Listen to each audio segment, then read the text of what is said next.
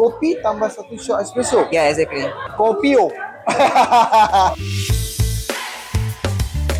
Hai guys, so hari ni kita nak main game dengan Amirul Effendi. Also, Syukri Raya, kita nak main challenge kopi. Kita main teka-teka lah kopi apa macam tu. Let's go! Espresso, tambah steam milk, tambah foam. Mungkin jadi latte ataupun cappuccino. Exactly, betul. Okay, so next espresso, tambah chocolate, tambah steam milk. Mocha. Betul, exactly. Espresso, shot, one shot, tambah foam. Foam. Yeah. Alamak. Flat white. Salah. Last. Bagi hint sikit. MM. Tak tahu. Apa?